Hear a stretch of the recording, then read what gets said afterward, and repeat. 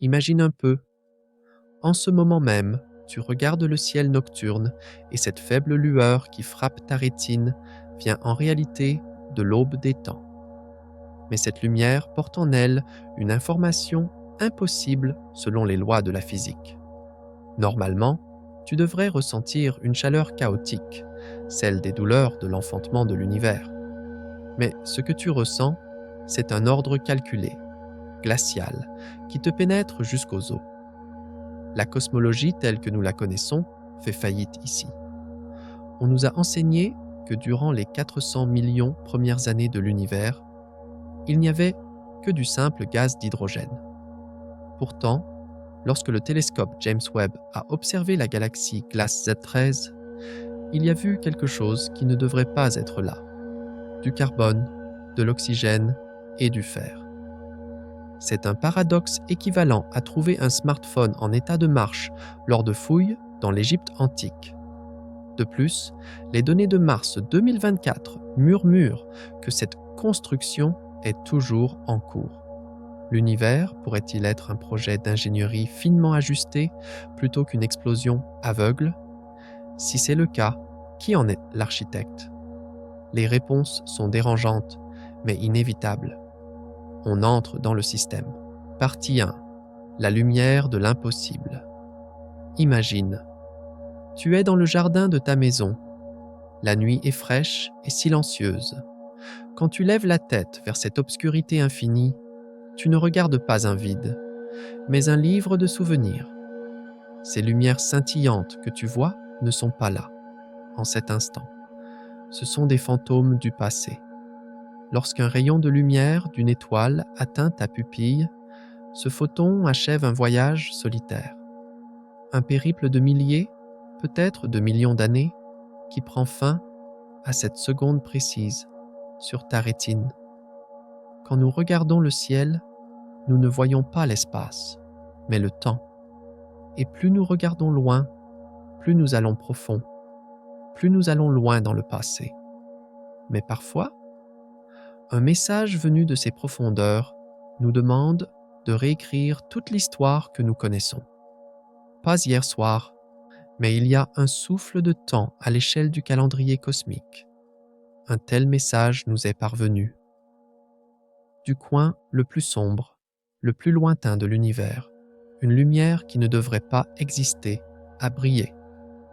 Cette lumière venait d'une époque où l'univers n'était qu'un bébé, incapable même de parler. Mais ce qu'elle nous a murmuré n'était pas le babil d'un nourrisson, mais les phrases complexes d'un adulte. Et nous, les humains, en recevant ce message, nous n'avons pas célébré. Nous sommes restés silencieux, car à cet instant, nous avons compris que l'aube cosmique était bien plus brillante, bien plus complexe et bien plus mystérieuse que nous le pensions. La communauté scientifique a donné à la source de ce signal un nom froid et technique comme JADES-GS 16140. Mais ce qu'il représente est bien plus qu'un simple numéro de catalogue. C'était comme une tache d'encre renversée sur le modèle cosmologique standard, cette grande carte que nous avions dessinée pour expliquer comment l'univers grandit.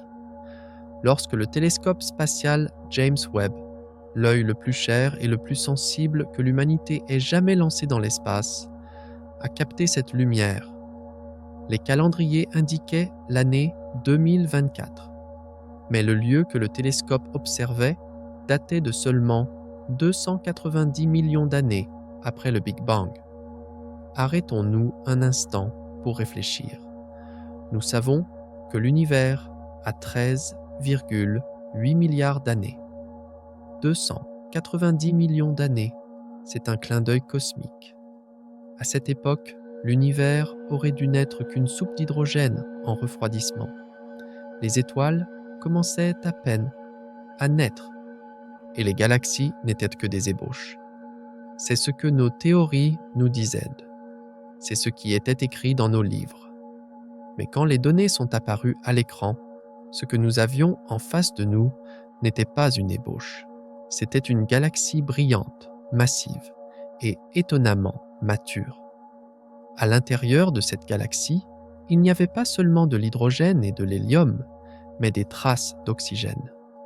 L'oxygène, cet élément complexe qui doit être forgé au cœur des étoiles, qui nécessite que ces étoiles meurent, explosent et se dispersent dans l'espace. Pour comprendre, faisons une analogie.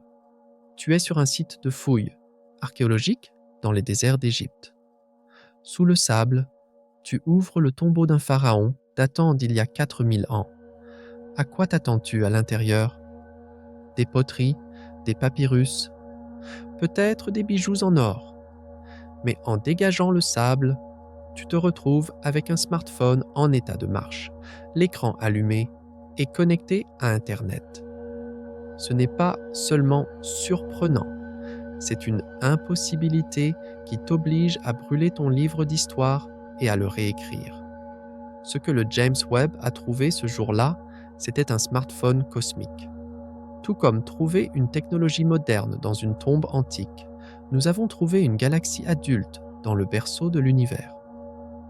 Et cette découverte a plongé les scientifiques dans un silence perplexe. Alors, qu'est-ce que cela signifie? Et si le cours du temps n'est pas aussi linéaire et patient que nous le pensions? Et si l'univers ne se conforme pas au modèle de croissance lente et prudente que nous lui avons attribué? Ce téléphone impossible que nous tenons, cette galaxie inattendue, nous dit-il que nous avons fait une erreur? Ou bien, l'univers possède-t-il une force créatrice que nous n'avons pas encore découverte, beaucoup plus sauvage, plus pressée et peut-être beaucoup plus généreuse? Ces questions sont de celles qui empêchent de dormir non seulement les astronomes, mais aussi quiconque se demande pourquoi sommes-nous ici? Car si notre commencement est faux, le sens de notre existence aujourd'hui pourrait aussi changer. Le chemin vers cette découverte a été pavé par l'une des plus grandes audaces de l'humanité. Le 25 décembre 2021, un matin de Noël, nous avons envoyé un espoir de 10 milliards de dollars, le télescope James Webb, dans le vide glacial de l'espace. C'était une merveille d'ingénierie, un miroir plaqué or, plié comme un origami pour tenir dans une fusée, et qui s'est déployé tout seul dans l'espace. Son but était simple, regarder vers les âges sombres, capturer les premières lueurs de l'univers. En concevant ce télescope, les scientifiques s'attendaient à voir des amas d'étoiles, naissantes, faibles, indistincts, à peine perceptibles. Cette attente ressemblait à celle d'un chasseur cherchant un frémissement dans une forêt brumeuse. Dans la salle de contrôle de la NASA, dans les couloirs de l'Agence spatiale européenne, les scientifiques retenaient leur souffle.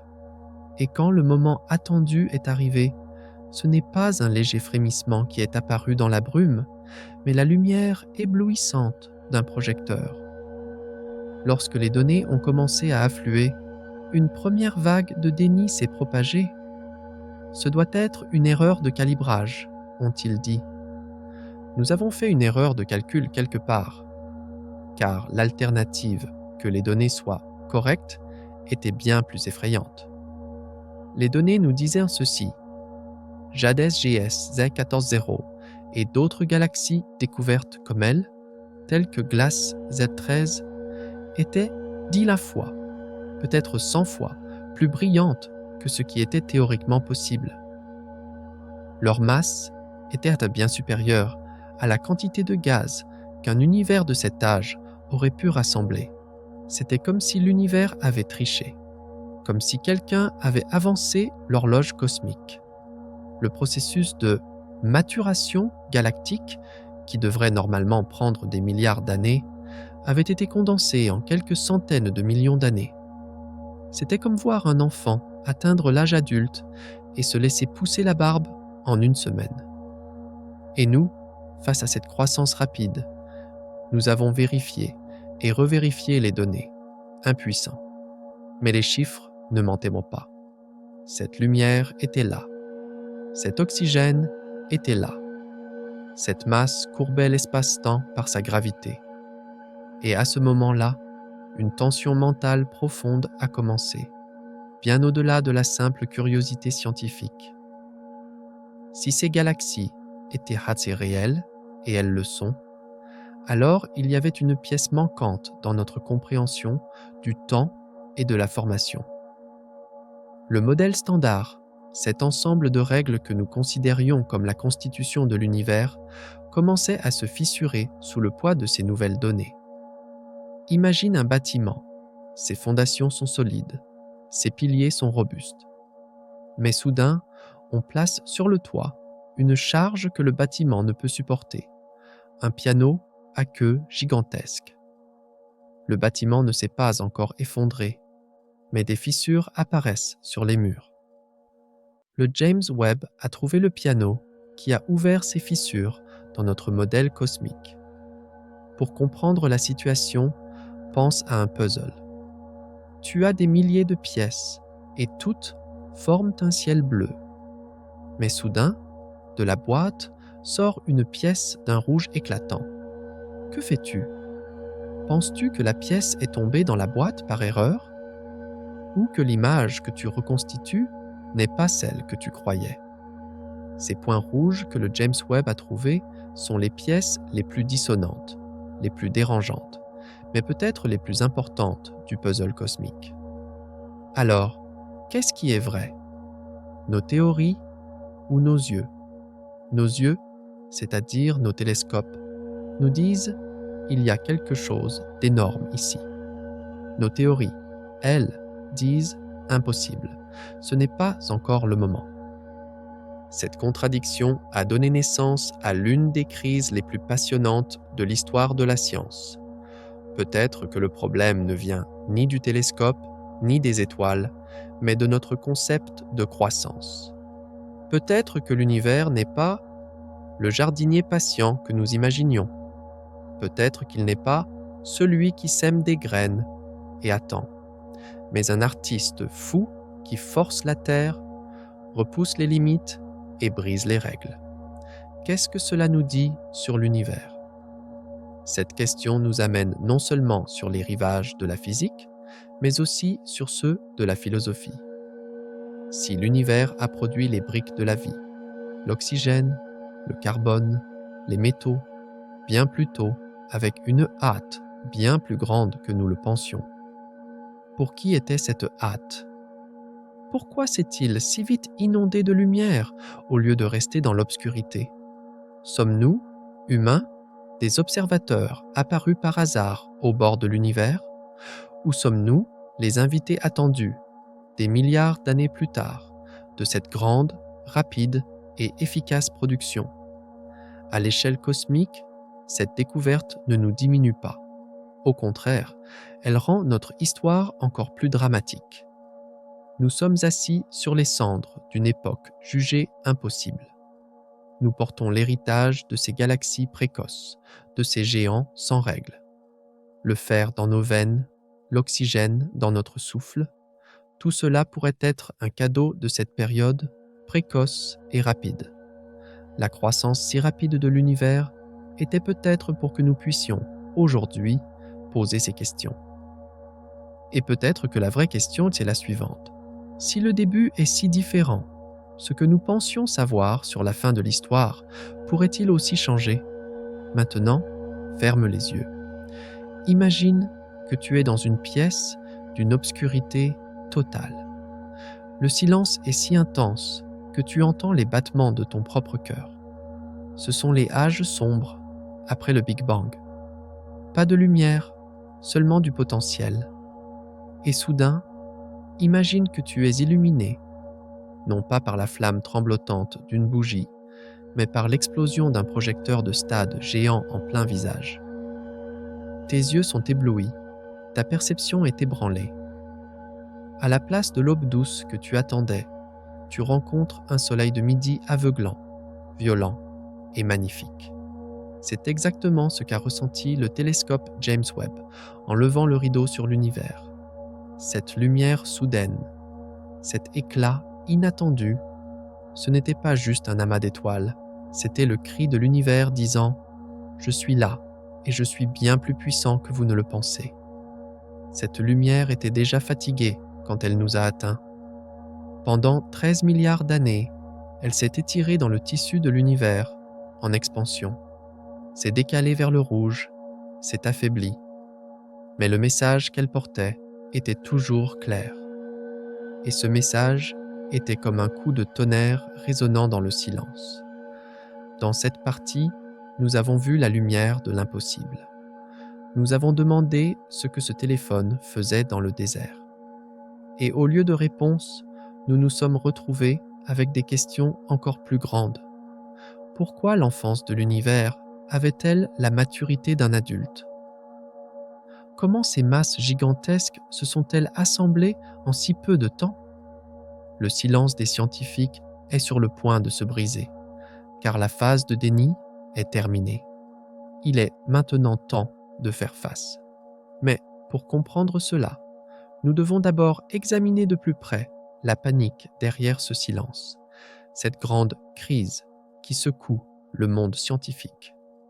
Est-ce juste une erreur de mesure? Ou les fondements de la physique sont-ils en train de trembler? Partie 2. Le silence et la crise. Imagine, tu es sur la place d'une grande ville, entouré de gens, de lumière, de mouvement. Puis, tu fermes les yeux et tu imagines un instant que tout s'efface, que tu es seul au milieu d'un océan infini, sur un petit radeau. C'est là que commence notre plus grande méprise sur l'univers. En regardant le ciel nocturne, nous pensons que tout est rempli d'étoiles, que l'espace est un endroit peuplé et généreux. Mais la réalité est tout le contraire de nos attentes. Ces étoiles scintillantes que nous voyons ne sont pas la règle de l'univers, mais l'exception. En réalité, nous vivons sur une île isolée au milieu d'un océan cosmique. La structure de l'univers ressemble à une éponge sur ta table ou à une tranche de fromage suisse. La matière se rassemble en de minces filaments, et entre ces filaments s'étendent d'immenses vides sombres. Nous, les humains, en regardant ce ciel qui semble si plein, nous oublions souvent que nous flottons en réalité dans un vide gigantesque, un trou local. Ce vide est si grand que notre esprit peine à en dessiner les limites. Un néant sphérique d'un diamètre d'environ 2 milliards d'années-lumière. Les scientifiques l'appellent le vide de KBT. Notre Voie lactée se trouve près du centre de cette sphère immense, flottant au cœur même de la solitude cosmique. C'est comme être un navire au milieu de l'océan, ignorant les autres continents. Et cet isolement affecte profondément la façon dont nous mesurons l'univers. Pour comprendre cette structure en mousse de l'univers, pense à une toile d'araignée. Lorsque la rosée du matin tombe, les gouttes d'eau brillent sur les fils. Les galaxies sont ces gouttes, mais les espaces entre les gouttes sont bien plus vastes que les fils eux-mêmes. La gravité attire la matière vers ses fils, les filaments. À mesure que la matière s'écoule vers les filaments, les régions intermédiaires se vident, deviennent moins denses et plus profondes. Notre galaxie se trouve à l'intérieur d'une de ces régions où la densité de matière est bien inférieure au reste de l'univers. Mais il y a là quelque chose de contre-intuitif. Normalement, on s'attendrait à ce que le vide soit calme. Mais à l'échelle cosmique, le vide agit comme une force de répulsion. Les régions denses qui nous entourent, ces filaments lointains, nous attirent gravitationnellement, nous et nos voisins. Cette attraction crée un effet comme si le vide aspirait tout ce qui se trouve à l'intérieur vers l'extérieur. Lorsque l'énergie sombre s'ajoute à ce processus, la vitesse d'expansion à l'intérieur du vide semble plus rapide que dans le reste de l'univers. En regardant le passé, nous voyons que cette structure est l'histoire d'un vidage qui a duré des milliards d'années. L'univers jeune était plus lisse. Mais avec le temps, les riches sont devenus plus riches. La matière a attiré la matière. Les pauvres, eux, sont devenus plus pauvres. Les vides se sont encore plus vidés. Nous sommes aujourd'hui au milieu d'un désert cosmique, résultat d'un processus d'isolement de plusieurs milliards d'années. Et ce désert déforme notre perception de la réalité. La vraie question est, si nous sommes dans un désert cosmique, pouvons-nous regarder par la fenêtre et dire « le monde entier est un désert ». Nous, les humains, nous nous sommes toujours fiés au principe de médiocrité, c'est-à-dire que nous avons supposé que la Terre, le Soleil ou notre galaxie n'occupaient pas une position spéciale dans l'univers. Nous pensions que partout dans l'univers, en moyenne, c'était comme chez nous. Mais si cette supposition était un jeu que l'univers nous joue, et si nous étions dans une région spéciale, mais solitaire, avec une densité bien inférieure à la moyenne, si cela était vrai, si nous sommes vraiment à l'intérieur d'un vide immense, alors la règle que nous utilisons pour mesurer la vitesse d'expansion de l'univers pourrait être fausse. En regardant de l'intérieur vers l'extérieur, nous voyons tout s'éloigner rapidement de nous. Mais cette vitesse est-elle la vitesse d'expansion générale de l'univers? Ou est-ce la vitesse de fuite de la matière s'écoulant de notre vide local vers l'extérieur? Ce doute reste comme une écharde dans notre esprit, parce que les équations que nous utilisons pour comprendre l'univers sont basées sur l'homogénéité, c'est-à-dire que tout est pareil partout. Mais les données nous disent non, vous êtes dans un creux. Alors, comment pouvons-nous prouver l'existence de ce creux? Pour le tester, nous devions mesurer le pouls de l'univers, sa vitesse d'expansion, avec deux méthodes différentes et comparer les résultats. Lorsque les scientifiques ont fait ce test, ils ont été confrontés à une crise inattendue. Un groupe d'astronomes a mesuré la plus ancienne lumière de l'univers, le fond diffus cosmologique, CMB, avec le satellite Planck. C'était la photo de bébé de l'univers, et elle nous a donné une valeur de 67 km/mpc pour la vitesse d'expansion de l'univers. C'était un chiffre calme et cohérent, venant du passé lointain de l'univers. Cependant, un autre groupe d'astronomes a fait des mesures en utilisant les supernovas plus proches de nous, ces étoiles en explosion, comme des phares. Ils ont utilisé les données du télescope Hubble. L'attente était que le résultat soit à nouveau autour de 67. Mais le chiffre sur la calculatrice disait obstinément 73, voire 74. Il y avait un écart de 9%, un gouffre impossible à combler. Dans le monde scientifique, on a appelé cela la tension de Hubble.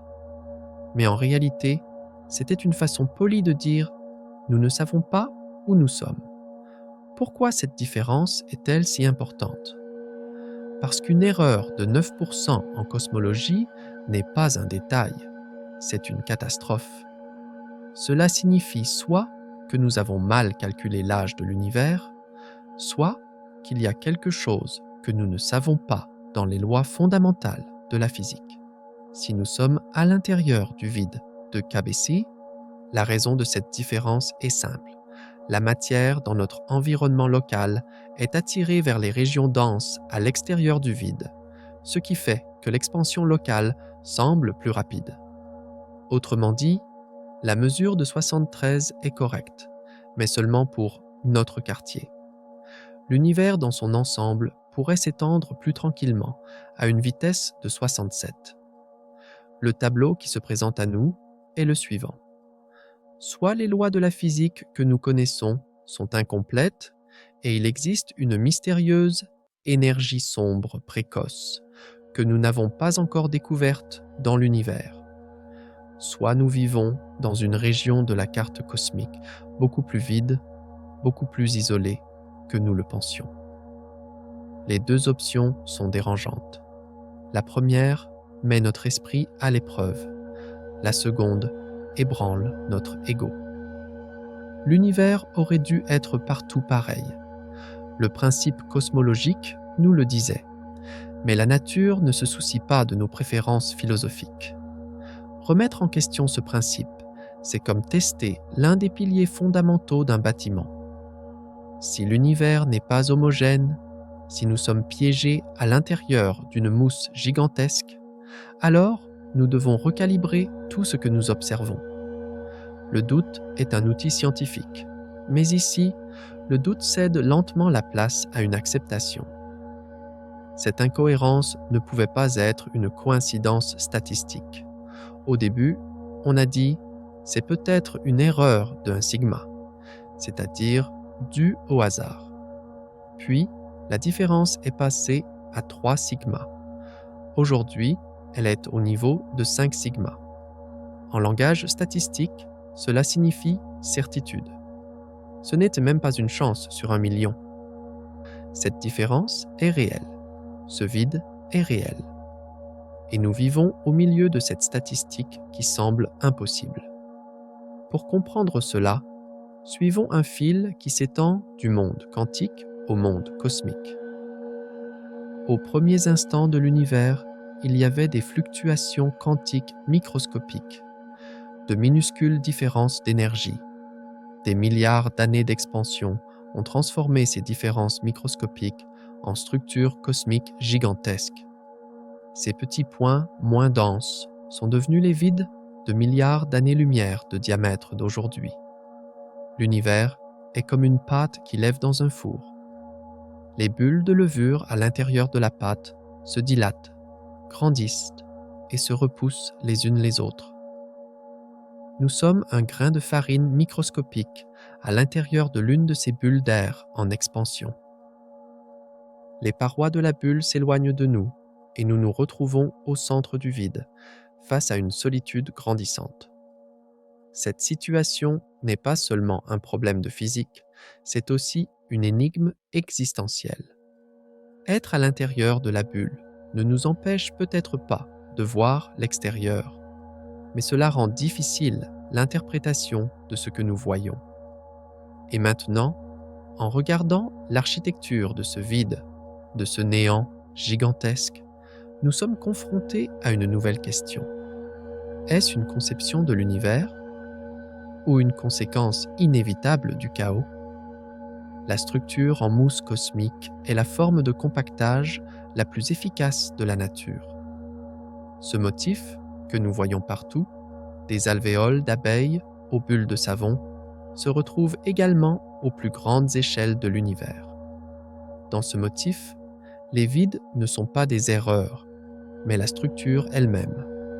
En y pensant, cela crée une profonde mélancolie. Nous sommes loin des endroits les plus animés, les plus peuplés, les plus vivants de l'univers. Pendant que la matière s'écoule vers les filaments, nous sommes ceux qui restent derrière. Nous vivons dans une ville tranquille, loin des métropoles cosmiques, et avec le temps, ce vide s'agrandira encore. L'énergie sombre nous éloignera de nos voisins, encore plus rapidement. Dans le futur, notre ciel sera beaucoup plus sombre, beaucoup plus désert qu'aujourd'hui. Maintenant, ferme les yeux et imagine. Un océan d'une obscurité totale, mais il n'y a pas d'eau, seulement du vide. Au loin, très loin, tu vois des îles de lumière qui scintillent comme des villes. Ce sont les filaments, les amas de galaxies. Mais tu n'es pas parmi ces lumières. Tu es au milieu de cet océan sombre. Pas de son, pas de vent, seulement un courant invisible qui t'emporte encore plus loin de ces lumières. C'est ça, le vide de KBC. Ce paysage que l'univers nous offre est aussi fascinant qu'effrayant. Nous, les humains, comme nous sommes petits sur cette scène immense. Mais cette petitesse ne signifie pas insignifiance.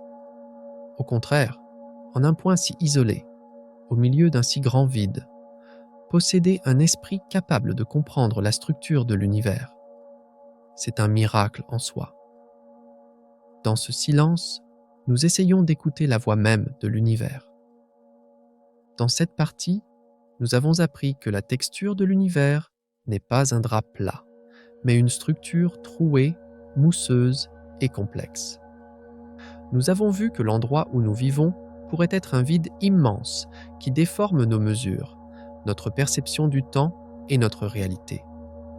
Nous avons compris que cette grande crise appelée la tension de Hubble pourrait être en fait un problème de perspective dû à notre adresse cosmique. Mais l'histoire ne s'arrête pas là.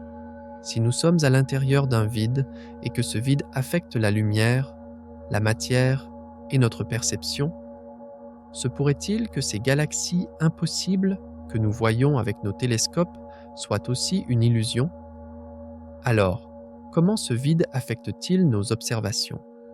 Ces galaxies extrêmement brillantes et extrêmement grandes dont nous avons parlé dans la première partie, sont-elles vraiment telles qu'elles apparaissent?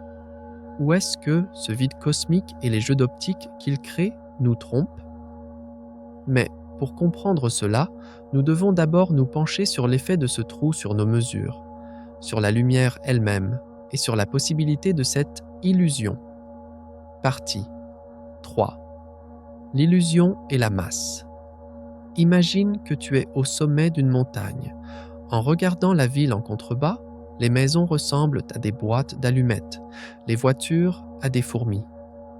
Mais pour quelqu'un qui marche dans les rues de cette ville, les bâtiments sont gigantesques, le trafic est bruyant, la vie est intense. Vous regardez tous les deux la même ville, mais la réalité que vous percevez est complètement différente. L'endroit où tu te tiens détermine ce que tu vois. Cette règle s'applique aussi à l'univers.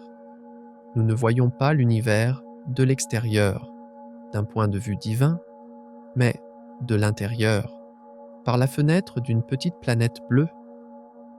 Et la vitre de cette fenêtre n'est peut-être pas aussi transparente que nous le pensons. La science s'efforce d'être objective. Nos règles, nos horloges, nos télescopes sont sans émotion. Mais c'est nous qui faisons la mesure. Et l'endroit où nous la faisons, ce trou cosmique, pourrait-il fausser nos résultats? Autant il est difficile pour un poisson de se rendre compte de l'existence de l'eau dans laquelle il nage, autant il est difficile pour nous de percevoir l'effet du vide dans lequel nous nous trouvons. Nous mesurons l'univers, mais l'univers façonne aussi la scène sur laquelle nous effectuons nos mesures. Ce paradoxe se transforme en un doute silencieux qui bat au cœur de la cosmologie moderne.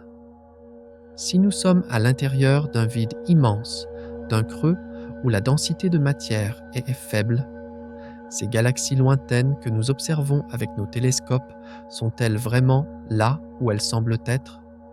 Ou est-ce qu'un effet de lentille créé par le vide déforme les distances et les vitesses? Peut-être que cette grande crise concernant la vitesse d'expansion de l'univers n'est pas une erreur de l'univers, mais une illusion de notre point de vue.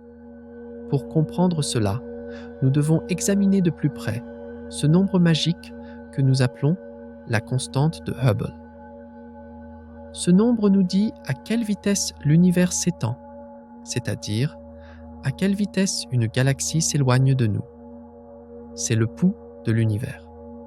Ce pouls ne bat pas au même rythme à chaque instant de l'histoire cosmique, mais il doit être cohérent selon les lois de la physique.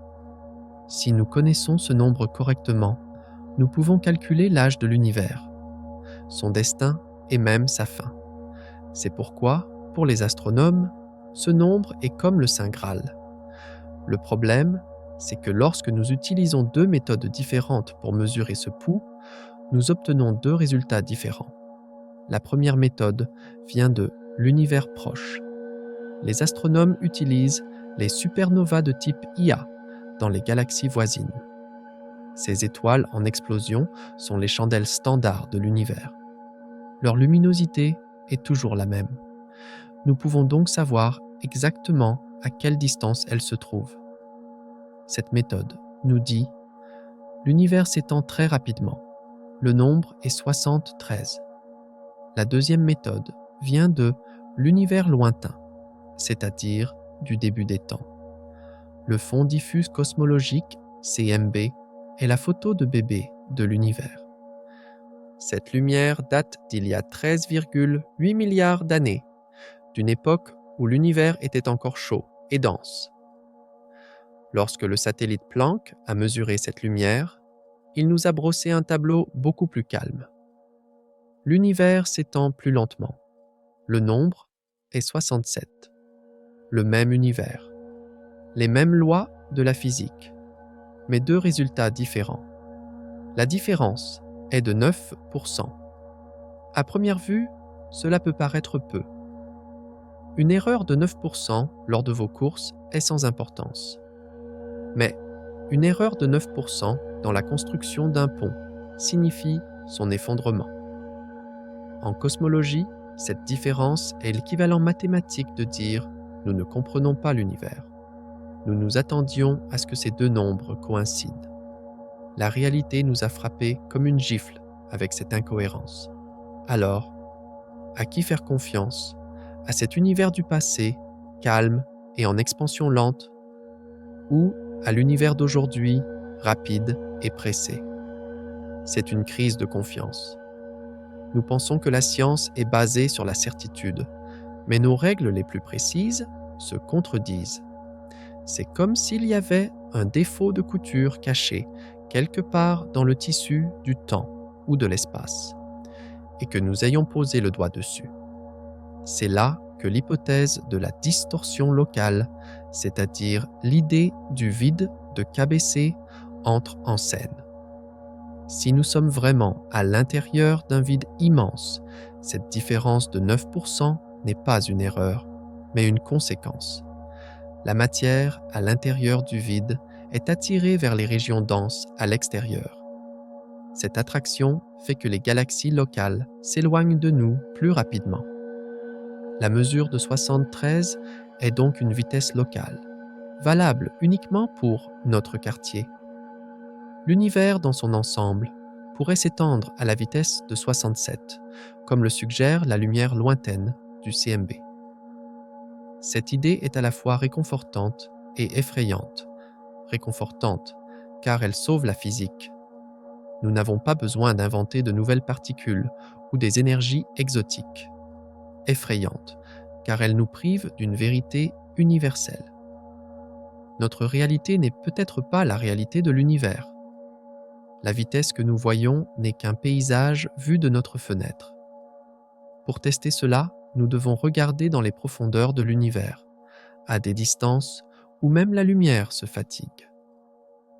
Les scientifiques utilisent une méthode appelée oscillation acoustique baryonique, BAO. Ce sont les échos figés des ondes sonores qui se propageaient dans la soupe de matière au premier temps de l'univers. Comme les cercles qui se propagent lorsque vous jetez une pierre dans un étang, des ondes de matière se sont propagées et se sont figées dans l'univers primitif. Nous connaissons la taille de ces cercles. En les mesurant à différentes profondeurs de l'univers, nous pouvons cartographier l'histoire de son expansion. Le CMB, mesuré par le satellite Planck, est l'état de l'univers à l'âge de 380 000 ans. À cette époque, l'univers était lisse, homogène. Les mesures sont si précises que la marge d'erreur est inférieure à 1%. Ces données sont comme la constitution fondamentale de l'univers. Elles nous disent « voici les matériaux de l'univers ».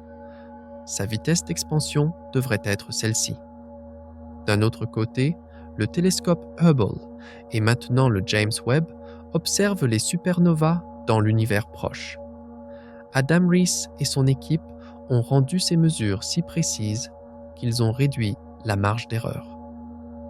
Et à mesure que la marge d'erreur diminuait, la contradiction avec le CMB n'a pas disparu. Au contraire, elle est devenue plus claire, plus nette. C'est comme clarifier une photo floue et voir que le monstre sur la photo ne disparaît pas, mais que ses dents deviennent encore plus visibles. Deux réalités s'affrontent, 67 et 73. chacune prétend avoir raison. Et statistiquement, la probabilité que cette différence soit due au hasard est maintenant au niveau de 5 sigma, soit une chance sur 3 millions et demi. C'est comme lancer une pièce et la voir retomber sur la tranche 22 fois de suite. Ce n'est pas une coïncidence. L'univers essaie de nous dire quelque chose. Pour déchiffrer ce message, il y a 3 possibilités sur la table. La première, il y a une erreur systématique dans nos mesures. Quelque part, la lentille du télescope est sale, mais nous l'avons vérifié des milliers de fois. La deuxième, notre modèle physique est faux. Il existe un composant exotique que nous ne connaissons pas dans l'univers, comme une énergie sombre précoce. La troisième, nous nous trouvons dans un endroit spécial, c'est-à-dire un vide, et cette situation locale fausse nos mesures. Pense à la façon dont la lumière se comporte en traversant ce vide. La lumière est un voyageur. En passant près d'amas de galaxies denses, la gravité la courbe, allonge son chemin. En traversant un vide, elle avance en ligne droite, sans obstacle. Mais si le vide s'étend, le chemin de la lumière s'allonge aussi. Nous prenons cette lumière fatiguée et nous essayons de calculer à quelle distance se trouve la source. Si nous nous trompons sur la carte du chemin parcouru par la lumière, c'est-à-dire si nous ne tenons pas compte du vide, la distance que nous calculons sera également fausse. Les galaxies ne sont pas immobiles dans ce vide non plus. Elles s'écoulent comme des feuilles dans une rivière. Un centre de masse gigantesque appelé le Grand Attracteur attire la Voie lactée et des milliers de galaxies voisines. En même temps, la force de répulsion de notre vide local nous pousse par derrière. Ces courants cosmiques s'ajoutent ou se soustraient à la vitesse d'expansion pure. La vitesse que nous mesurons n'est pas l'expansion pure, c'est l'expansion plus ses courants locaux. Alors, qu'est-ce que cela signifie? La science peut-elle vraiment être objective? L'observateur peut-il être indépendant de ce qu'il observe? La mécanique quantique nous avait dit non. Maintenant, la cosmologie murmure la même chose. L'endroit où nous sommes limite ce que nous savons. Nous ne sommes pas les juges impartiaux de l'univers. Nous faisons partie de la scène. Nous sommes dans le jeu. On peut comparer cela à un thermomètre à l'intérieur d'un four. Si le thermomètre se trouve dans le coin le plus chaud du four, il dira « tout le four est à 250 degrés ». S'il est près de la porte, dans un endroit plus frais, il dira 150 degrés. Le thermomètre n'est pas cassé. Sa mesure est correcte. Mais cette mesure n'est correcte que pour l'endroit où il se trouve. Nos mesures de l'univers pourraient aussi dépendre de l'endroit où nous nous trouvons dans ce four cosmique. Et cette incertitude est en fait l'un des plus beaux aspects de la science. Quand nous pensons tout savoir, l'univers nous dit « Non, tu n'es qu'au début du chemin ». Cette différence de 9% n'est pas une erreur, c'est la porte d'une nouvelle découverte. Dans cette différence se cache peut-être une vérité sur la structure de l'univers que nous ne pouvons même pas encore imaginer. Maintenant, ferme les yeux. Imagine que tu tiens des jumelles déformées, avec une vitre ondulée. Tu regardes un paysage lointain avec ces jumelles. Les arbres sont tordus, les montagnes semblent plus proches qu'elles ne le sont. Le paysage n'est pas défectueux. Mais l'outil avec lequel tu le vois, c'est-à-dire le vide dans lequel tu te trouves, déforme l'image. C'est ainsi que nous regardons l'univers. Cette déformation, cette ondulation, c'est notre réalité. Et le moment où nous remarquons cette ondulation est le moment où nous commençons à nous comprendre nous-mêmes, et non plus seulement les jumelles. Ne pas savoir n'est pas effrayant. Ne pas savoir, c'est le carburant de la découverte. Il y a encore tant de choses à découvrir. Ce vide, cette incohérence, cette crise, Tout cela est une invitation que l'univers nous lance. Dans ce silence, une question résonne.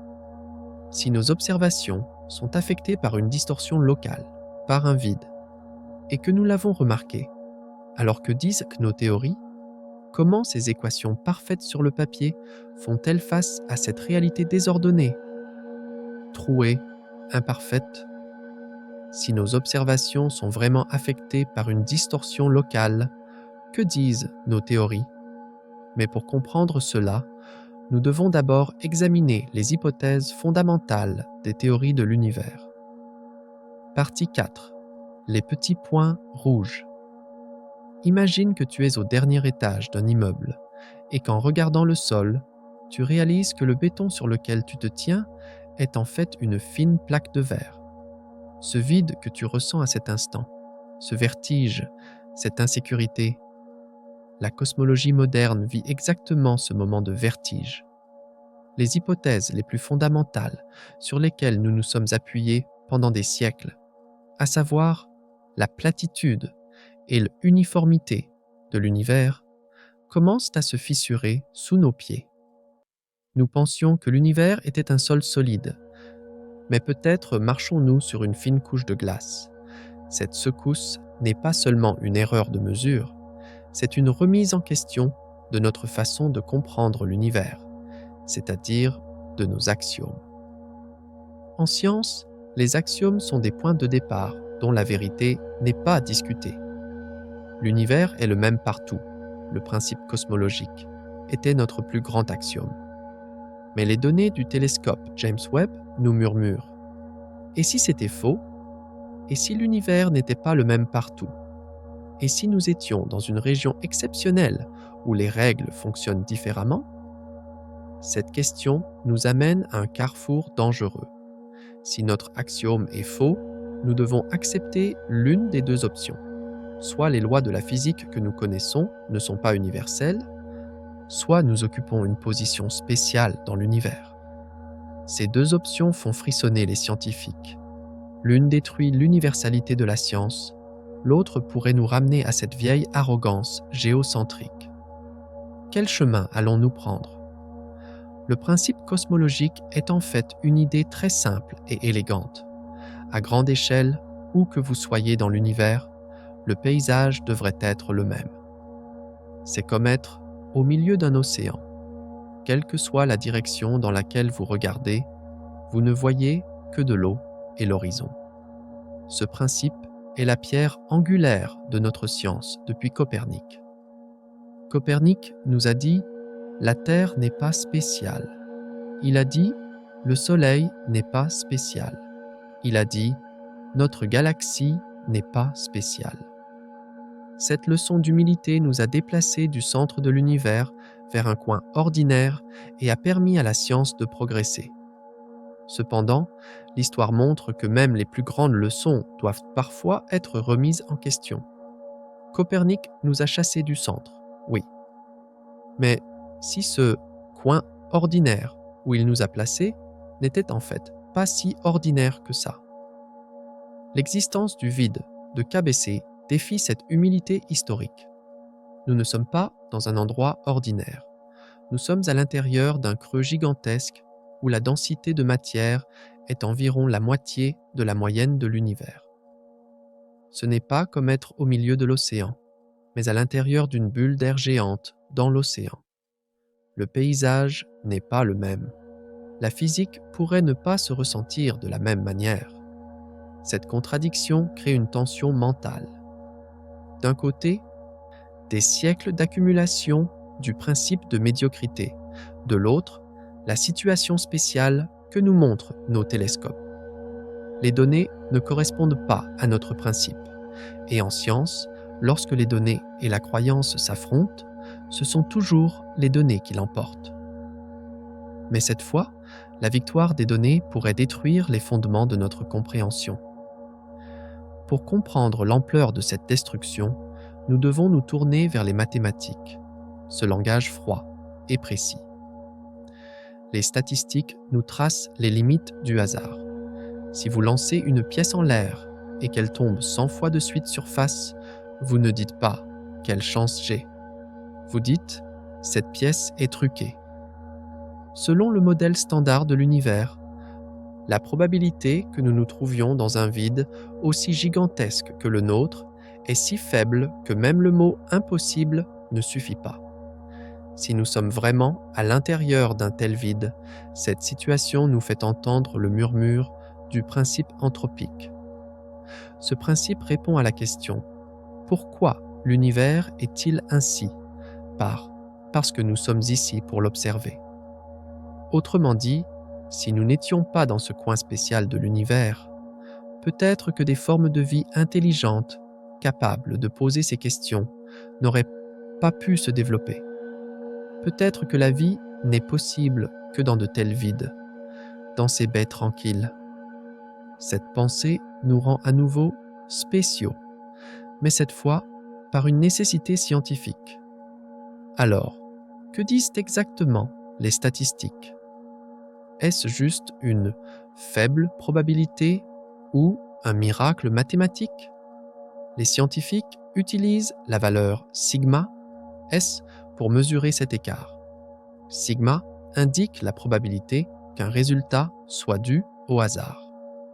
3 sigma est considéré comme une preuve pour une découverte scientifique, une chance sur 1000. 5 sigma signifie certitude, 1 sur 1 million.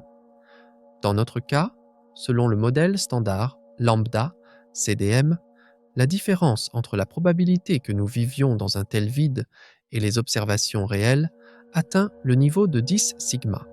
10 sigma. Ce nombre est difficile à saisir. Pense à ceci. C'est une probabilité des billions de fois plus faible que la probabilité qu'un éclair frappe une personne. C'est une situation aussi rare que tous les humains rêvant du même rêve en même temps. Mathématiquement, selon le modèle standard, il est impossible que nous soyons là où nous sommes en ce moment. Mais nous sommes là. Nous respirons dans cette galaxie, dans ce vide. Cette situation est à la fois le plus grand succès et la plus grande crise du modèle lambda CDM, c'est-à-dire de la cosmologie moderne. Ce modèle explique merveilleusement la structure à grande échelle de l'univers, le CMB, la formation des éléments. Mais il ne peut pas expliquer notre place. Les simulations disent que l'univers ne devrait pas produire de grands vides comme le nôtre.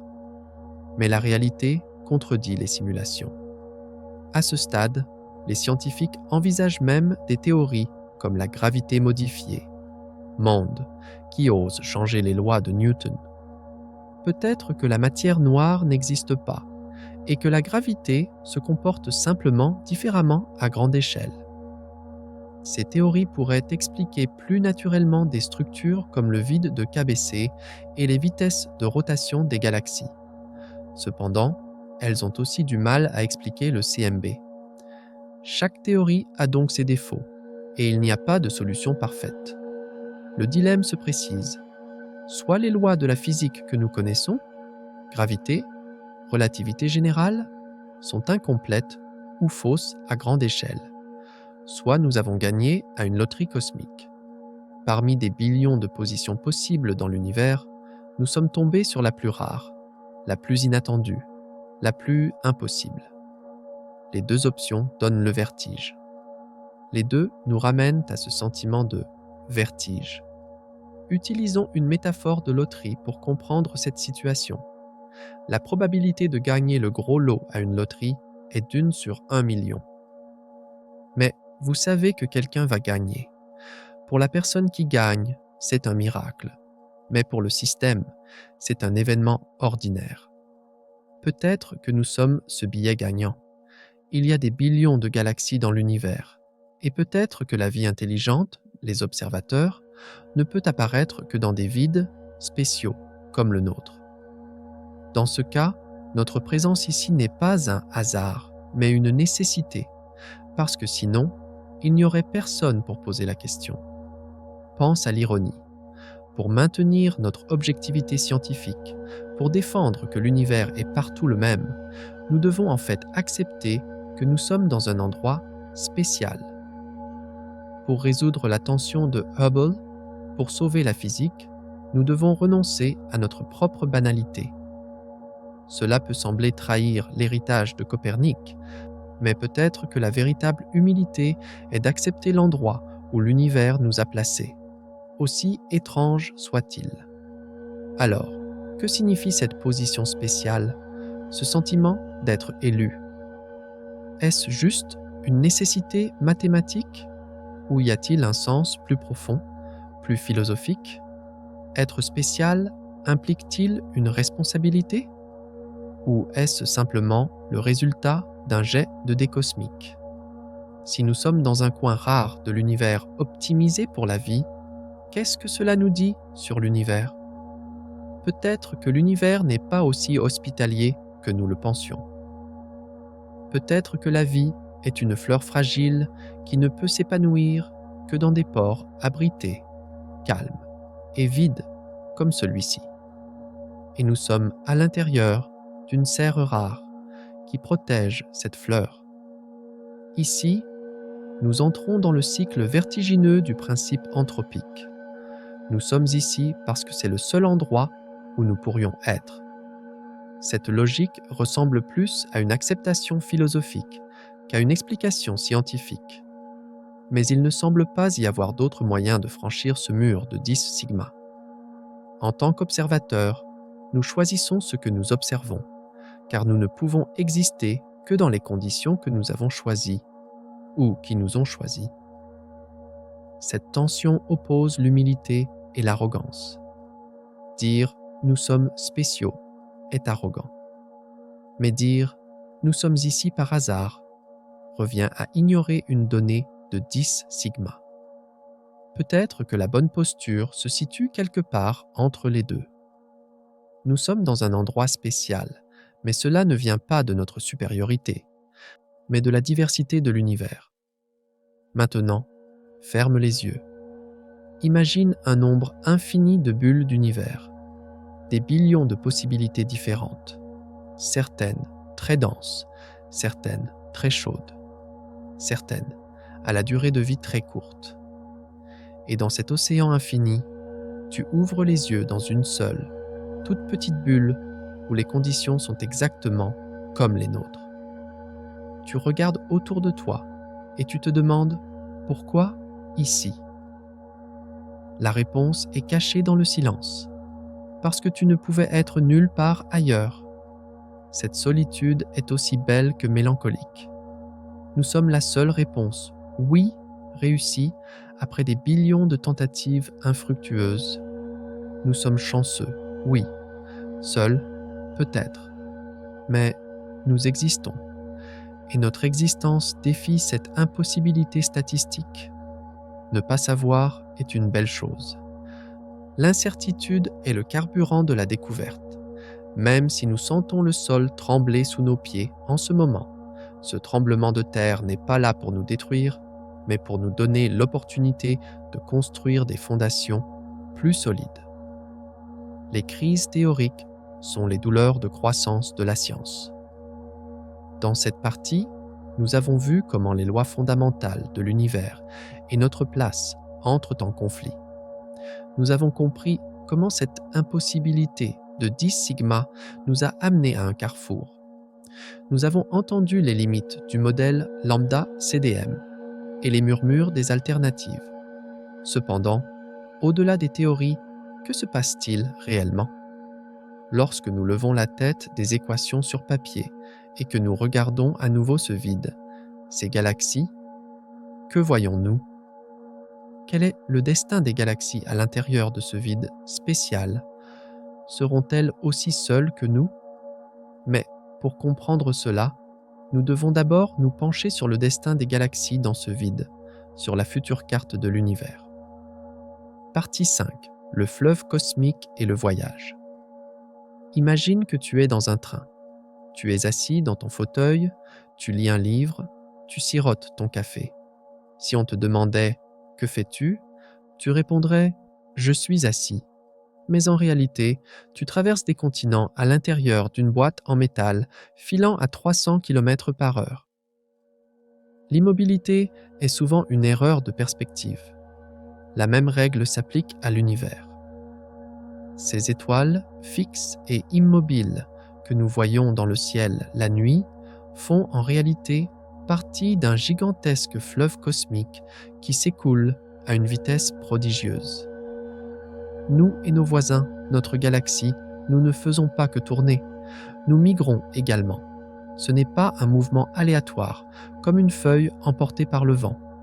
C'est un courant intentionnel, directionnel et inarrêtable, comme un fleuve qui se jette dans la mer. Dans le tissu de l'univers, il y a des courants invisibles, d'immenses fleuves de gravité. Et nous, la Voie lactée, nous sommes sur l'un de ces fleuves, emportés vers un océan inconnu. Pour comprendre où nous allons, pourquoi nous y allons, et ce qui nous attend à la fin du voyage, nous devons d'abord nous libérer de l'illusion de l'immobilité. Il n'a pas été facile de remarquer ce mouvement. En tournant notre visage vers le soleil pour nous réchauffer, nous savions déjà que le soleil lui-même tournait autour du centre de la galaxie à une vitesse de 800 000 km par heure. Mais dans les années 1980, les scientifiques ont réalisé quelque chose de plus grand. Non seulement le soleil, non seulement la Voie lactée, mais des milliers de galaxies autour de nous s'écoulaient toutes dans la même direction. C'était comme s'il y avait un aimant gigantesque dans un coin de l'univers, attirant tout à lui. Les scientifiques ont nommé ce mystérieux centre d'attraction le Grand Attracteur. C'était un amas de galaxies denses, situé dans la direction de la constellation du Centaure, à environ 200 millions d'années-lumière de nous, agissant comme un monstre gravitationnel.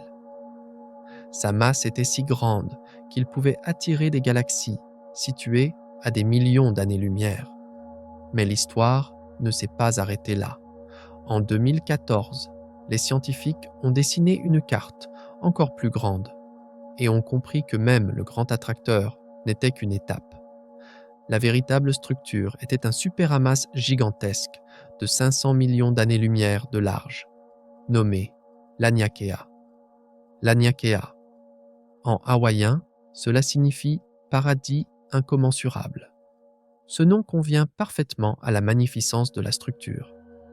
L'Aniakea est un bassin gigantesque où plus de 100 000 galaxies sont connectées les unes aux autres, s'écoulant dans la même direction, comme l'eau dans les veines d'une racine d'arbre. Notre galaxie, la Voie lactée, n'est qu'une petite branche de ce superamas, située dans sa banlieue. Mais nous faisons aussi partie de ce grand flux. Cette situation crée un paradoxe intéressant dans notre esprit. D'un côté, nous sommes poussés par la force de répulsion du vide de KBC. De l'autre, nous sommes tirés par la force d'attraction de l'Aniakea.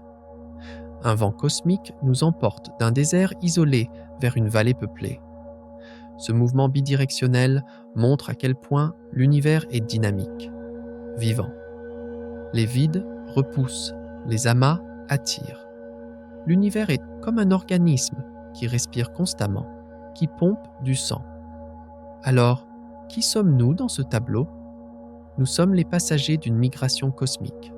L'endroit que nous appelons « maison » n'est pas une adresse fixe, mais un wagon en mouvement. Le vide de KBC est peut-être notre lieu de naissance, mais l'Aniakea est notre destin. Ce sentiment d'appartenance nous pousse à établir un lien plus profond avec l'univers. Nous ne sommes pas des orphelins perdus, nous faisons partie d'une grande famille, d'un grand troupeau. Pour mesurer la vitesse de ce flux, les astronomes utilisent l'effet Doppler. Le son d'une ambulance devient plus aigu lorsqu'elle s'approche de vous et plus grave lorsqu'elle s'éloigne. La lumière fait la même chose. La lumière des galaxies qui s'approchent de nous se décale vers le bleu, celle de celles qui s'éloignent, vers le rouge. Mais cette fois, ce que nous mesurons n'est pas seulement l'expansion de l'univers, mais le mouvement propre des galaxies, Peculiar Motion. Les résultats sont vertigineux. Nous nous déplaçons hors du vide de KBC, à une vitesse d'environ 630 km par seconde. 630 km. C'est plus rapide que d'aller d'Istanbul à Ankara en 1 seconde. Des milliers de fois plus rapide qu'une balle. En ce moment même, en lisant cette phrase, tu as parcouru des milliers de kilomètres. Cette vitesse était notre vitesse de fuite locale, ajoutée à l'expansion universelle. Ce chiffre n'est pas seulement une statistique, c'est aussi la preuve d'un plan d'évasion. Alors que l'expansion de l'univers essaie d'éloigner tous les uns des autres, la gravité essaie de maintenir certaines choses ensemble, voire de les unir. Notre galaxie, la galaxie d'Andromède et les autres membres de notre groupe local sont liés par des cordes gravitationnelles. Et, tous ensemble, nous nous écoulons dans ce grand fleuve de l'Aniakea.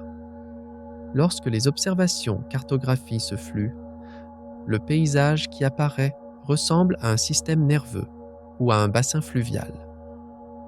Les galaxies s'écoulent le long de minces filaments vers de plus grands centres de masse, tout comme les ruisseaux se jettent dans les rivières, et les rivières dans les fleuves. Ces flux de masse cosmique sont le squelette invisible de l'univers.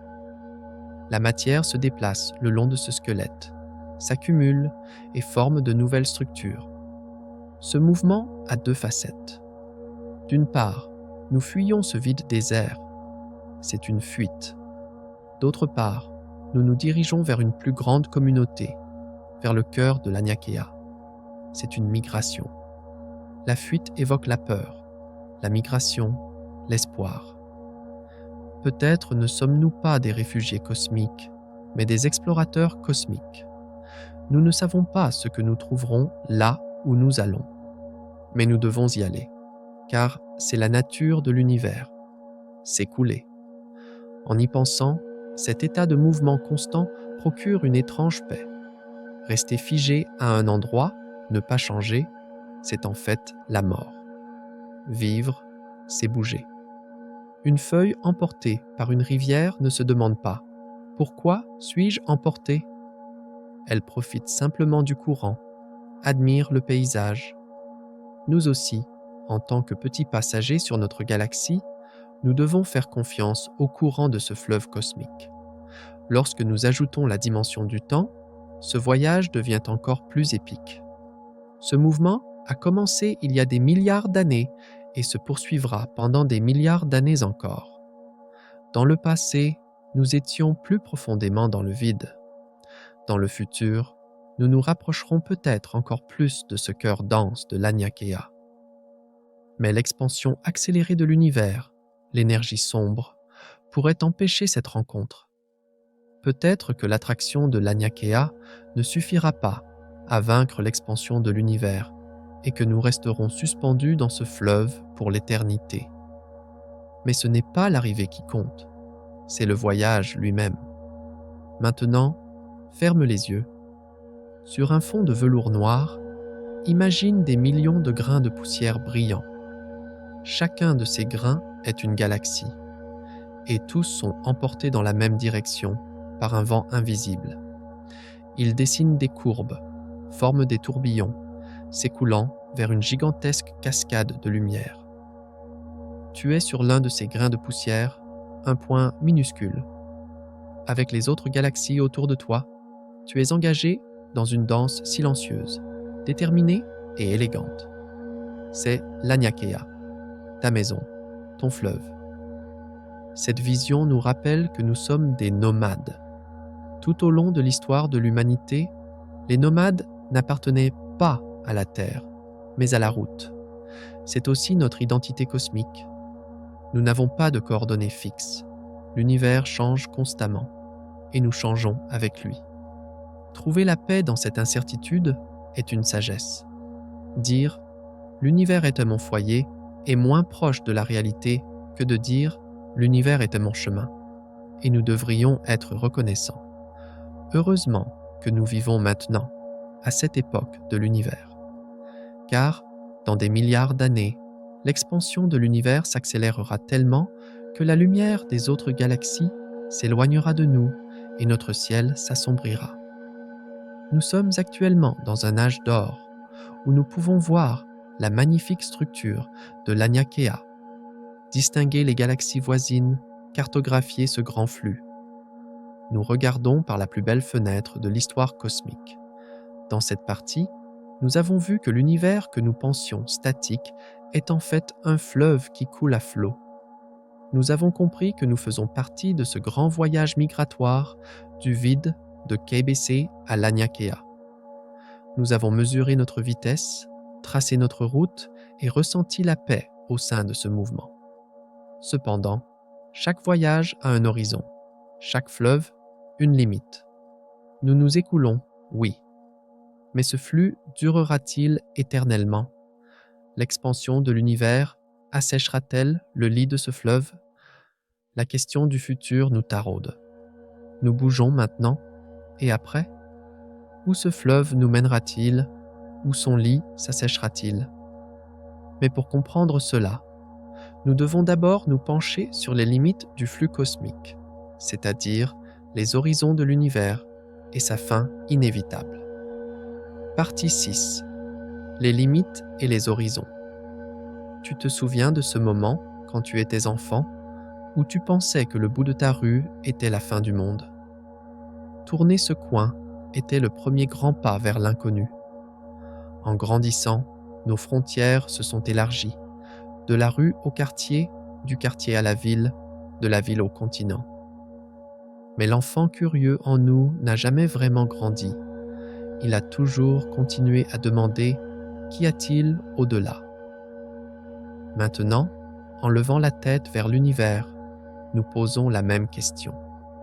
Où est la fin de cette rue? Et pouvons-nous marcher jusqu'à cette fin? Cependant, les frontières de l'univers ne ressemblent pas aux panneaux d'entrée d'une ville.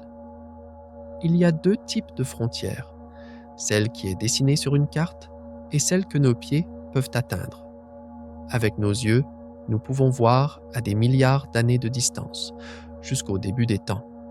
Mais nos mains, nos corps, nos vaisseaux, ils ne peuvent pas aller aussi loin. Ce gouffre entre ce que nous voyons et là où nous pouvons aller est la plus grande tragédie de l'histoire de l'humanité, et en même temps sa plus grande source d'inspiration. Le diamètre du vide de KBC dans lequel nous nous trouvons est de 2 milliards d'années-lumière. Il est facile de dire ce nombre, mais impossible de le concevoir. Si tu voyageais à la vitesse de la lumière, à 300 000 km par seconde, sans jamais t'arrêter, il te faudrait 2 milliards d'années pour traverser ce vide d'un bout à l'autre. L'histoire de l'humanité ne dure que quelques centaines de milliers d'années.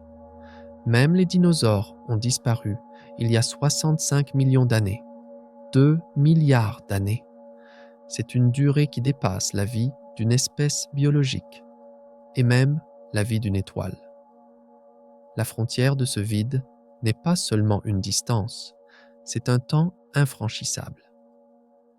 La science nous enseigne que l'univers a une limite de vitesse. Einstein a inscrit cette règle dans la constitution cosmique. Rien ne peut aller plus vite que la lumière. La vitesse de la lumière n'est pas seulement une limite de vitesse, c'est aussi le garant de la causalité, c'est-à-dire de l'ordre des événements. Si nous pouvions aller plus vite que la lumière, les conséquences précéderaient les causes. La logique de l'univers s'effondrerait. C'est pourquoi, même cette vitesse impossible est une marche de tortue à l'échelle universelle. Nos unités de distance perdent leur sens à ces échelles gigantesques. Les kilomètres deviennent des grains de sable. Nous utilisons l'année-lumière, ça ne suffit pas. Nous disons parsec, 3,26 années-lumière, ça ne suffit pas. Nous disons mégaparsec, 1 million de parsecs. Le superamas de l'Aniakea fait 160 mégaparsecs de large. Notre vide local en fait 600. Ces nombres poussent les limites de l'esprit humain. C'est comme se tenir au bord d'un océan et regarder l'infinité de la ligne d'horizon. L'horizon est là, tu le vois, mais tu ne peux jamais le toucher. Peu importe combien tu nages, l'horizon reste toujours à la même distance. Cette situation crée un profond paradoxe. Regarder l'espace, c'est regarder le temps. Avons-nous dit, plus tu veux aller loin, plus tu regardes dans le passé. Mais si tu veux y aller physiquement, tu dois aller dans le futur. Si tu montais dans un vaisseau pour atteindre cette limite, des milliards d'années se seraient écoulées à ton arrivée. La galaxie que tu visais se serait peut-être déjà éteinte, serait morte ou aurait disparu de ton champ de vision à cause de l'expansion de l'univers. Le horizon cosmique de l'univers, tout comme l'horizon d'un navire, s'éloigne à mesure que nous avançons. Alors, jusqu'où pouvons-nous aller ? L'objet le plus rapide jamais construit par l'humanité, la sonde solaire Parker, tourne autour du Soleil à une vitesse d'environ 190 km par seconde. C'est une vitesse formidable, des centaines de fois plus rapide qu'une balle. Mais la vitesse de la lumière est de 300 000 km par seconde. Même notre engin le plus rapide n'atteint même pas 1/1000 de la vitesse de la lumière. Voyager 1, lancé en 1977, est maintenant dans l'espace interstellaire. Mais il lui faudra des dizaines de milliers d'années pour atteindre l'étoile la plus proche. Supposons que nous développions une technologie formidable dans le futur. Un moteur qui ne viole pas les lois de la physique, mais en repousse les limites. Nous atteignons 10% de la vitesse de la lumière. C'est déjà un exploit difficile à imaginer. Même à cette vitesse, il faudrait 40 à 50 ans pour atteindre le système stellaire le plus proche. Il faudrait 250 000 ans pour atteindre le centre de notre propre galaxie. Et pour sortir de ce vide dans lequel nous nous trouvons, pour aller dehors, 20 milliards d'années. Une durée plus longue que l'âge actuel de l'univers. Cette réalité donne naissance à l'idée des vaisseaux génération. Imagine un vaisseau, à l'intérieur, des milliers de personnes. Ceux qui partent ne verront jamais leur destination, leurs enfants non plus, ni les enfants de leurs petits-enfants. Peut-être que la 1000e génération atteindra cette nouvelle étoile. Ce n'est pas un voyage, c'est une migration de civilisation. Le vaisseau devient leur monde entier. La Terre devient une légende, le Soleil, un conte de fées. Il y a ici une tension mélancolique entre le désir humain et la réalité physique. Nous voulons y aller. L'expression « atteindre les étoiles » est ancrée dans notre langue. Mais l'univers nous dit « tu peux regarder, mais tu ne peux pas toucher ». Cette interdiction crée une profonde solitude dans l'âme humaine. C'est comme si nous étions sous une cloche de verre. L'extérieur est magnifique, coloré, invitant. Mais nous ne pouvons pas briser le verre. La dilatation du temps, time dilation, approfondit encore cette solitude. Comme l'a dit Einstein, plus vous approchez de la vitesse de la lumière, plus le temps ralentit pour vous. Même si vous revenez d'un voyage très rapide qui, pour vous, a duré quelques années, des siècles, des milliers d'années se seront écoulés sur Terre. À votre retour, tous ceux que vous connaissiez seront morts. Votre culture aura disparu. Votre langue aura été oubliée. Le voyage cosmique n'est pas seulement un exil dans l'espace, mais aussi dans le temps. Celui qui part ne peut jamais revenir à la même maison. Cette métaphore de l'océan est l'image qui décrit le mieux la situation. Nous sommes des indigènes vivant sur une petite île au bord de l'océan cosmique. Nous nous tenons sur la plage et regardons les vastes eaux. Nous avons des pirogues, oui. Peut-être pouvons-nous aller sur les îlots voisins, Mars, les lunes de Jupiter. Mais traverser l'océan, atteindre l'autre rive, l'océan est si grand que notre vie ne suffirait pas. Cette situation présente-t-elle l'univers comme une prison ou comme un foyer protecteur?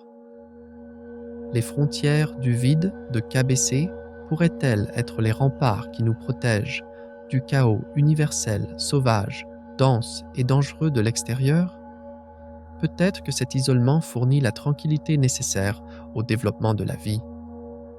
Les frontières ne font pas qu'empêcher, elles définissent aussi. Les murs d'une maison vous séparent du monde extérieur, mais vous créent aussi un intérieur. Nous pouvons trouver une beauté, une sagesse dans ces limites. Ne pas pouvoir tout atteindre augmente la valeur de ce que nous pouvons atteindre.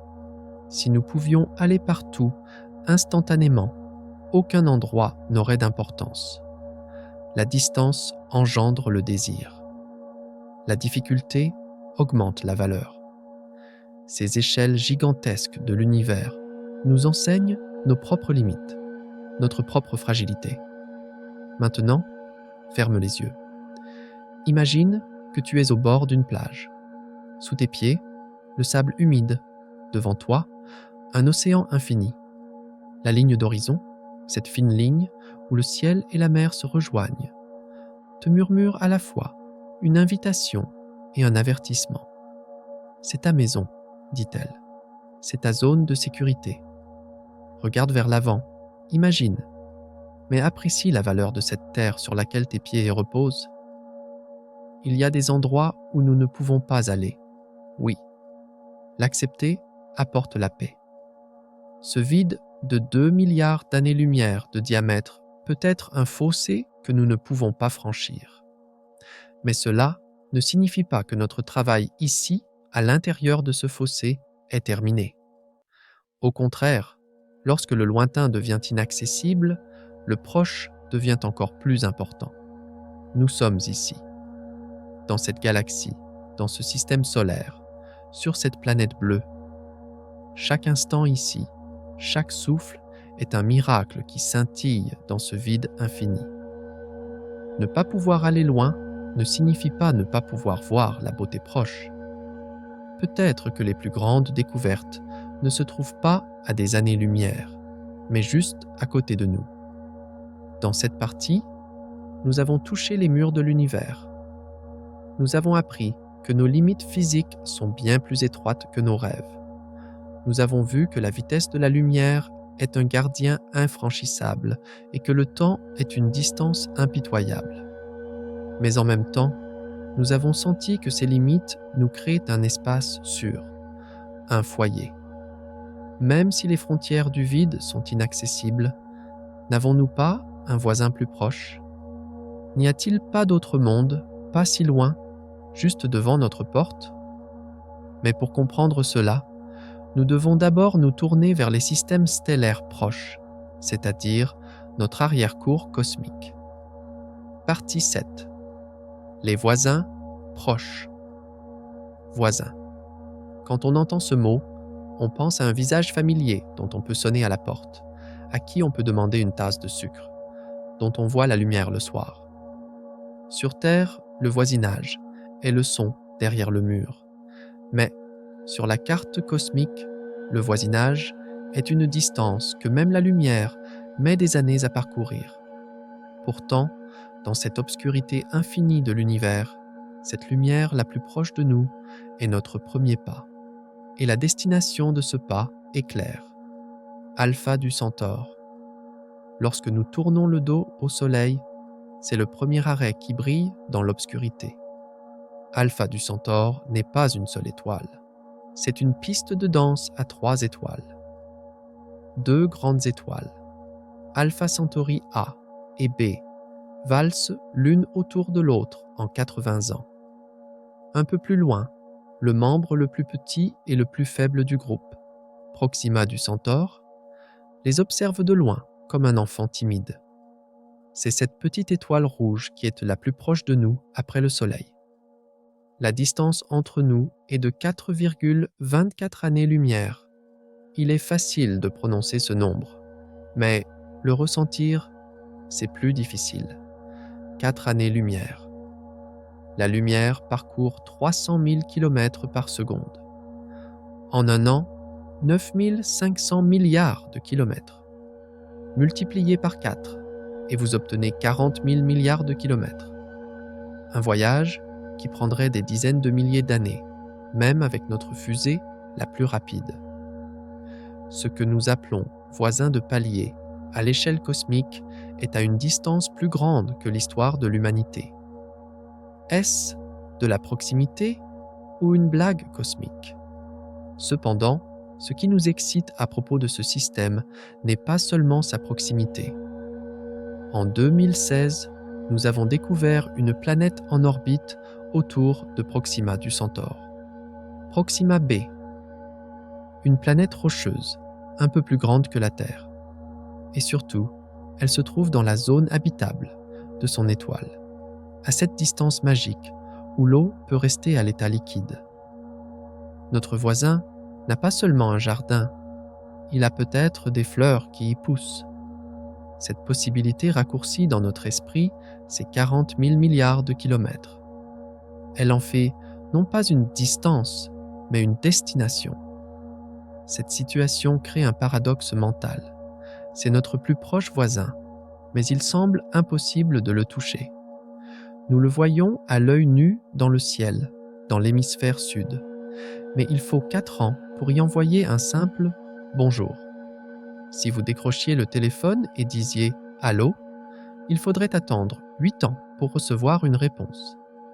Quel genre de voisinage est-ce là? Peut-être que l'univers nous enseigne ceci. La proximité n'est pas une distance physique, mais un lien mental. Le regarder, l'imaginer, essayer de le comprendre. C'est ça, le vrai voisinage. La valeur symbolique de ce premier pas est bien plus grande que sa valeur physique. Si nous pouvons atteindre Alpha du Centaure, ce ne sera pas seulement un succès technologique. Ce sera le début de la transformation de l'humanité d'une identité terrienne à une espèce interstellaire. C'est comme sortir du berceau de notre enfance et poser pour la première fois le pied sur le trottoir devant la maison. Effrayant, mais inévitable. Alors, si nous ne voulons pas attendre des dizaines de milliers d'années, comment y aller? La science-fiction parle de moteur de distorsion ou de trou de verre. Mais la science propose une solution plus élégante, plus poétique, naviguer avec la lumière. Le projet Breakthrough Starshot nourrit exactement ce rêve. Soutenu par des visionnaires comme Stephen Hawking et Yuri Milner, ce projet ne vise pas à construire des vaisseaux gigantesques, mais des nano-vaisseaux, aussi petits qu'un timbre-poste et aussi légers qu'une plume. Ces minuscules engins seront propulsés par d'énormes lasers en orbite. Tout comme le vent pousse une voile, la lumière poussera les voiles ultra-légères de ces vaisseaux. Cette technologie pourrait accélérer les vaisseaux jusqu'à 20% de la vitesse de la lumière, soit 60 000 km par seconde. À cette vitesse, un voyage de plusieurs dizaines de milliers d'années se réduirait à seulement 20 ans. En l'espace d'une vie humaine, voire d'une génération, nous pourrions y arriver. Un enfant né aujourd'hui pourrait voir les premières photos en gros plan d'Alpha du Centaure à la fin de ses études universitaires. C'est le moment où la science-fiction devient science. Cependant, à côté de l'espoir, il y a des défis colossaux. Ce minuscule vaisseau entrera en collision avec des poussières cosmiques pendant 4 années-lumière. Les systèmes de communication ne pourront envoyer qu'un faible murmure à la Terre depuis une telle distance. Et surtout, ces vaisseaux ne pourront pas s'arrêter. Ils n'ont pas de mécanisme de freinage. Ils traverseront le système d'Alpha du Centaure comme une balle. Ils n'auront que quelques heures pour faire des observations. 20 ans de voyage pour quelques heures de données. C'est un billet aller simple. Ces petites puces qui partent ne reviendront jamais à la maison. Elles sont nos bouteilles cosmiques, des messages que nous laissons dans l'océan, contenant le savoir, la musique, les photos de l'humanité. Nous ne regardons que la bande-annonce de cet événement. En regardant cette petite tache, nous disons « Un jour, elle viendra ici ». Cette connaissance devrait nous insuffler une profonde humilité. Nous sommes les locataires temporaires de la Voie lactée. Nous ne sommes pas les propriétaires. Si même notre galaxie n'est pas permanente, quelle importance peuvent avoir nos petits soucis, nos frontières, nos querelles. La naissance de 1000 comètes est la preuve que la puissance créatrice de l'univers n'est pas terminée. Même après 13,8 milliards d'années, l'univers continue de construire de nouvelles choses, d'essayer de nouvelles formes. Ce que nous prenons pour de la destruction est en fait un processus de construction. Cette perspective peut aussi changer notre regard sur les changements, les pertes dans nos propres vies. Chaque fin est en fait un commencement déguisé. Dans cette partie, nous avons examiné notre rendez-vous inévitable avec notre voisine Andromède. Nous avons vu que la collision est en fait une danse, que la destruction est en fait une naissance. Nous avons compris que le destin de la Voie lactée n'est pas la solitude, mais l'unité. Et nous avons ressenti une fois de plus que le temps est le plus grand des sculpteurs. 4 milliards d'années peuvent sembler lointains. Mais le passé de l'univers est rempli de secrets bien plus profonds, bien plus sombres que son avenir. Nous avons regardé l'avenir, maintenant nous devons revenir un peu en arrière, à ses premiers instants. Que s'est-il passé dans les profondeurs du temps, à ces premières époques où les galaxies n'étaient pas encore nées, où même la lumière était piégée? Mais pour comprendre cela, nous devons d'abord nous pencher sur les temps les plus anciens de l'univers, c'est-à-dire sur le temps lui-même. Partie 9. Les échos du temps profond. Quand on pense au temps, on se réfère généralement à notre propre durée de vie. 80 ans, c'est une longue période. L'histoire de notre civilisation, des pyramides à l'intelligence artificielle, ne dure que 5000 ans. Mais quand on regarde l'horloge de l'univers, ces durées ne représentent même pas un millième de seconde. L'univers prend ce que nous appelons ancien et le transforme en hier. 1,8 milliard d'années. Il est facile de prononcer cette durée, mais la ressentir? Il y a 1,8 milliard d'années, il n'y avait ni dinosaures, ni arbres, ni fleurs sur Terre. Dans les océans, ne nageaient que des formes de vie microscopiques, des organismes unicellulaires. L'oxygène commençait à peine à s'accumuler dans notre atmosphère. Notre planète n'était pas l'oasis bleu-vert d'aujourd'hui, mais un rocher gris-bleu, silencieux et désert. C'est à peu près à cette époque, dans un autre coin de l'univers, que les fondations du vide de KBC que nous étudions aujourd'hui étaient apposées. L'univers d'alors était très différent de celui d'aujourd'hui, plus jeune, plus dense, plus chaud. Aujourd'hui, nous savons que l'univers a 13,8 milliards d'années. Si nous condensons toute l'histoire de l'univers en 24 heures, il y a 1,8 milliard d'années, il serait environ 21 heures. Nous, les humains, sommes entrés en scène dans la dernière fraction de la dernière seconde. Cette proportion nous montre à la fois à quel point nous sommes arrivés tard et à quel point nous avons manqué une grande partie de l'histoire. L'univers de cette époque n'était presque pas